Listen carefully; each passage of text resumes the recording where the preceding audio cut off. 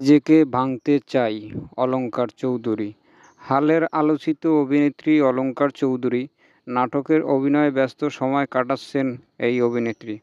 বেশ কিছু নাটকে তার অভিনয়ে প্রশংসিত হয়েছে। এবার নিজেকে নতুনভাবে মেলে ধরলেন এই অভিনেত্রী। নাটকের নাম আপন বাকে। নাটকটি রচনা করেছেন দেলোয়ার হোসেন দিল, পরিচালনা করছেন রানা বর্তমান।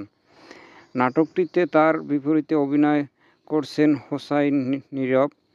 কাজটির প্রসঙ্গে অলংকার চৌধুরী বলেন, আমি সবসময় চেষ্টা করি ভালো কাজ করার, ভালো গল্পের নাটকে অভিনয় করার।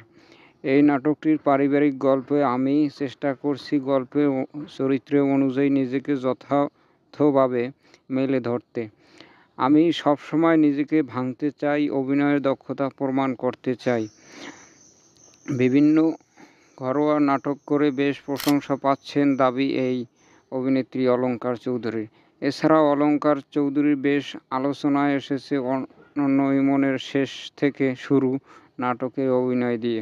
এতে আবুল হায়াত, দিলেরা জাহানের মতন কিংবদন্তি অভিনয় করছেন, সঙ্গে কাজ করার সুযোগ পেয়েছেন তিনি।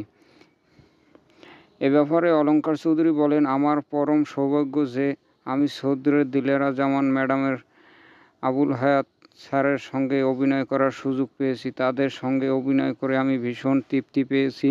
আমার জানার সুযোগ হয়েছে অভিনয় সম্পর্কে অনেক কিছু। আমি কৃতজ্ঞ নির্মাতা অনন্য ইমন ভাইয়ের কাছে, কারণ এই নাটকে অভিনয়ের জন্য আমি অনেক সাড়া পেয়েছি। আমার এই ভিডিওটি দেখার জন্য এতক্ষণ যারা ছিলেন সবাইকে ধন্যবাদ, এবং ভিডিওটি ভালো লাগলে অবশ্যই ভিডিওটিতে একটি লাইক দেবেন এবং কমেন্টস করে জানাবেন, এবং চ্যানেলটি সাবস্ক্রাইব করতে অবশ্যই ভুলবেন না পরবর্তী ভিডিও পাওয়ার জন্য। ধন্যবাদ সকলে আমার সাথে থাকার জন্য এতক্ষণ।